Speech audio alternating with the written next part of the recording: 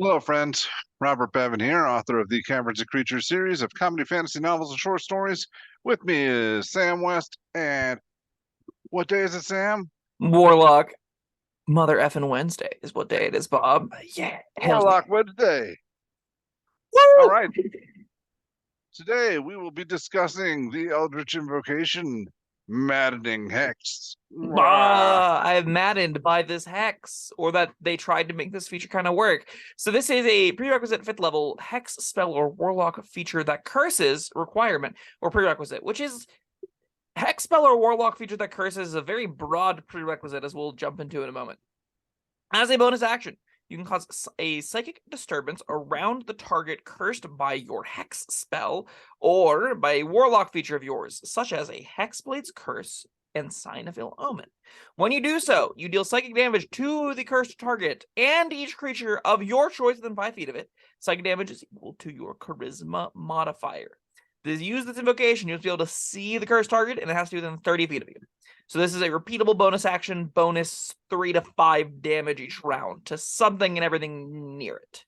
What do you think? Looks like you're not too keen on this one, but I like it. What's your issue here? My issue is the cost. My issue is The the invocation cost? and the action cost and the practicality of it. So this is more or less a Hexblade exclusive invocation, and on Hexblades that are doing the melee thing, that are using their Hexblade's Curse, which they get once per short rest, it takes a bonus action to set up, and then subsequently for Hex, it's a bonus action to move around. For you to be able to use this feature, Maddening Hex specifically, you would need whatever the hit target is to live multiple turns, which is, not necessarily given, but usually can happen. The bonus you're getting is 4 or 5 damage per hit per turn, which is fine, but it doesn't really scale with anything. And it ultimately, I find, leaves this feature that reads better than it plays, where it reads like it should go on anyone using Hex. It should read like it goes well on anyone who's finding other ways to do interesting, cool curses. The reality of it is that's just really Hexblade, because Sign of Ill Omen being the other example, Sign of Ill Omen is one of the worst invocations in the game.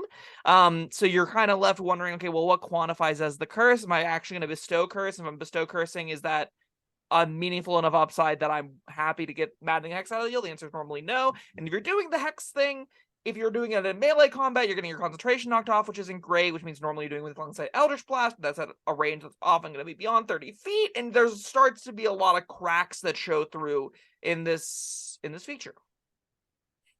I'm still unclear. All right, let's say Okay. you're casting Hex. You've hexed something. Here's my first question. What attacks are you making that benefit from the Hex? That is the first and most important question determining how good Maddening Hex is. All right, I'm attacking with my sword. Okay, so you've got, we'll call it a greatsword. You're attacking someone with your Hex. You hexed them. You have a greatsword. Great. Yeah. What's the issue here? What's the issue here? Gotcha. Okay. Yeah, right. In that scenario, you're attacking with a greatsword. You're using Hex. Right. You bonus action cast the Hex. You weapon attack, Thirsting Blade, attack. Right. Get 2 damage instances off. Currently, Maddening Hex has done nothing. Nada. Bub kiss. Nothing has happened to the Maddening Hex. You've already used your bonus action. Correct. Even if your Hex is already up and you're just moving it from a dead creature to this new creature, nothing has yet to happen.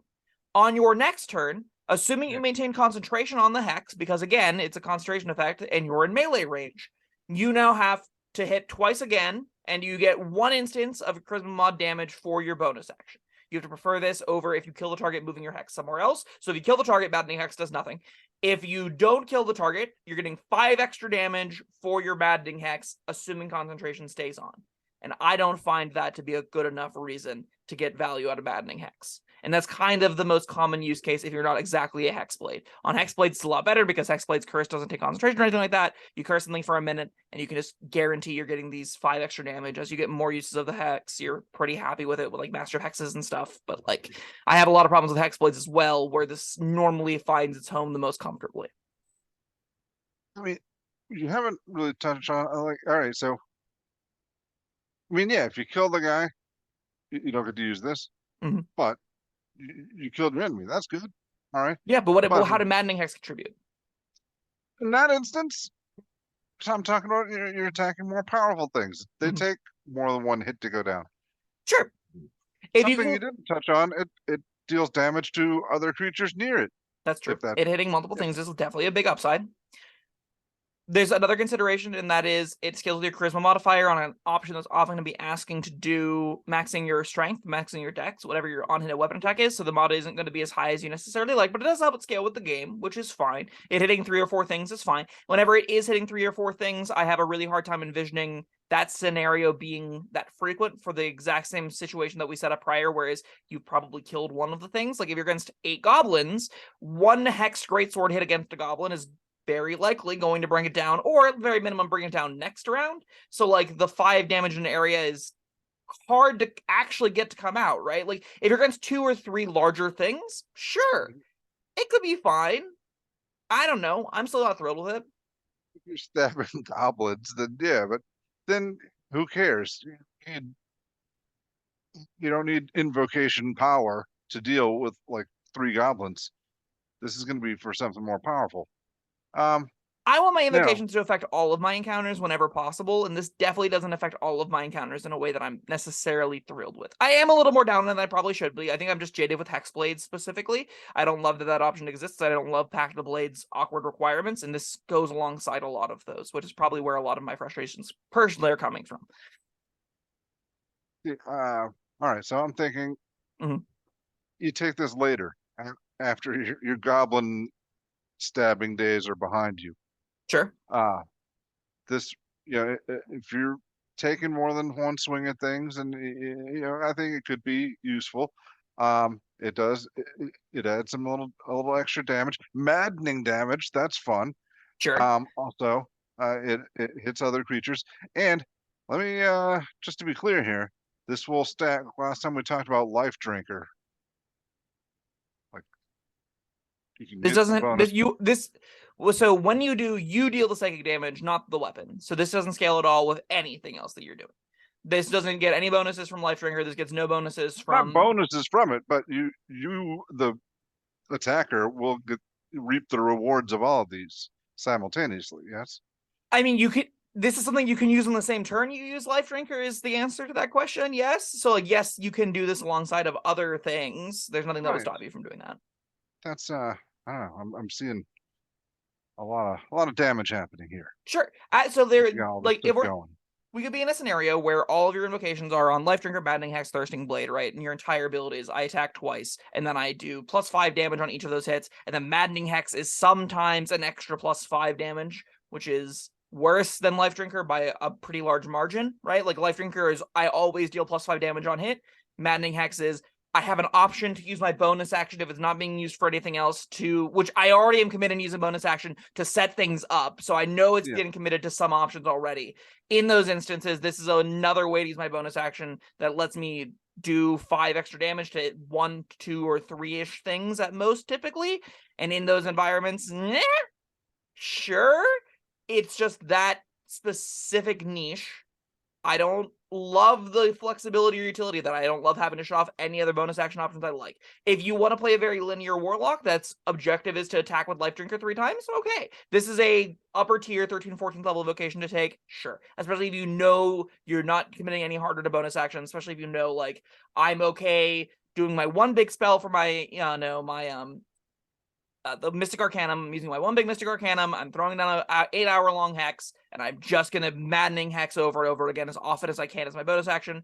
Sure, that's probably fine. I still personally don't feel like that's so much worth it if I already have Life Drinker, if I already have Thirsting Blade, if I'm already doing all of the Warlock invocation stuff for me to really get excited and commit to it. It also suffers from the problem where I don't see Warlock as a very viable class outside of multi-classing that much. I don't love taking 20 levels in Warlock if I'm ever building it. I normally want a couple levels in Rogue or a couple levels in Fighter. Like, I often will want my extra attack to come from another source, and then I'm okay taking more like 13 levels in Warlock. I'm going for a full 20 build. But like, all of that comes to say your invocations are pretty expensive, and I don't think this one necessarily justifies the slot. It definitely isn't the worst of the list. I don't think it's that great. I think it's slightly overrated. I think it's pretty cool. That's fair. It's a bonus Ah. action, area 5 damage. I think at its upside, like at its best case scenario, you'll stick this on the big bad and you'll use the area charisma damage to kill some of its lackeys. And in that instance, it's going to be pretty sweet. It's going to be pretty solid. If you can keep close range with an Eldritch Blaster, it's even usable on them. It just does really ask you to be closer than you probably would want to be to leverage the huge range on Eldritch Blast whenever you're doing the explodey stuff, right? And again, if you are playing any option that has a better, or has something they want to be doing as their bonus action, like if you're like a Fathomless Warlock, like that bonus action flying around, if you have a bonus action controlled element like a spiritual weapon or something, this has no text. So like, you know, where your bonus actions are and what you're using with them are definitely our major constructor of Maddening Hex. So unless you're specifically doing the attack things, you probably don't want this. And in the instance where you are doing the attack things, I think there's a laundry list I'd rather have earlier than this. I'd rather have Eldritch Mind earlier than this. I'd rather have anything that's maintaining my concentration on my Hex as a higher priority. I would much rather have, again, the Thirsting Blade, the Life Drinkers, the kind of required martial warlock builds. And if I'm already having all those, I probably want my character to be able to do something besides attack. And that's normally where my invocations are going into the utility side of things, which leaves Maddening Hex being like it's the very tail end of my build. I don't love it. All right. Well, yeah, got nothing else to say. I think it's pretty cool. Yeah, that's fair. All right. You got a rating? I think it's probably still a 3. 5 damage in an area is fine. I don't love it. I don't think a lot of builds weaponize it to as well as it could outside of like Hexblades and Hexblades. They'll get a decent use out of it once per short rest with their Hexblades curse, and they can double up with their Hex to do 4 or 5 instances per long rest of Maddening Hex damage. Maybe that's good enough for you. I don't think, like, you're not taking this over a lot of the important elements. You're often multi-classing these kinds of things. It often leaves us in a nebulous space, but in the nebulous space you do land it, maybe it's fine and exactly the right fit for your build. Yeah, that sounds good. Know what you're getting into. If you, I think that's the most important thing. Know what you're getting into. Know that you're making a build that's not going to be using your bonus action for anything else. Better things. Yeah. Yeah, plan for it. And I think you can have a good time with it if that's your sort of play style. I think I would have a good time with it. That said, there's enough. It's middle ground. It's not super amazing. It's not like you're not going to be using it like every time. Yeah. It's not. You literally can't use it every round. By like having to set it up takes away your ability to use it every round. So yeah, 3 sounds about right. Maddening Hex. Thank you, Sam. Thank you, everyone, for joining us. Let us know what you think of Maddening Hex down in the comments. And we'll see you for another Warlock Wednesday in the future. Bye-bye. Thank you for watching. If you found this helpful, informative, or entertaining, I'd really appreciate it if you hit the like button below. You needn't smash it, a gentle tap will suffice. If you want to see more videos like this, subscribe to the channel. And make sure you check out the links in the description, where you'll find my Caverns and Creatures series of comedy fantasy novels, Sam's full review of the spell, and other fun things.